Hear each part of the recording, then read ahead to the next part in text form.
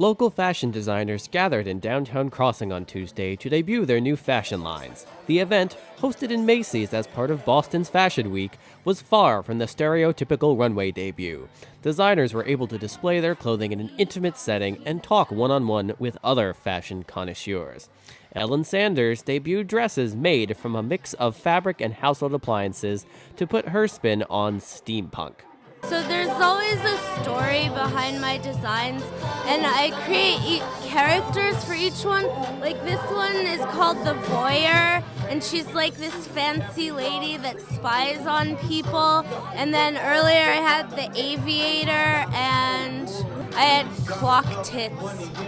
Pavlina Gilson, graduate of Massachusetts College of Art, designs her clothes to be both practical and trendy. I'm trying to keep the silhouette really simple with all my lines, like classic. I want my pieces to be wearable over the time. I do try to keep it up to date with the fabric and like textures, and I do lots of design with my fabric. They kind of like bring it, add a little bit more interest. The designs ranged from creative to practical, but the real theme of the night was of local heritage and growth. Jay Calderon, founder and executive director of Boston Fashion Week, stresses that Boston is on the uprise of fashion. Oh yeah, it's growing every year. I mean, I've been doing this since 1995, like I said, and every year it gets a little bigger, and every year it kind of just becomes more Boston, because a lot of cities, when they do fashion weeks, it's kind of a cookie cutter of another city.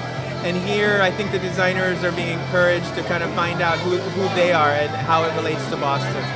Other designers from that night also recognized Boston's role in the fashion community. There used to be a point where New York and Boston were pretty much even, and somehow through the 80s that kind of just sort of died out. But I'm hoping that we can get that back again and get Boston really known for fashion. Boston women are absolutely gorgeous. They're wonderful. They have a serious taste for fashion, and I don't think that they need to go to New York or LA or Paris. They can just stay right here in Boston. There's great designers here. All of the designs featured will be on display to the public in Macys this fall. For WEBN News, I'm Joshua Miller.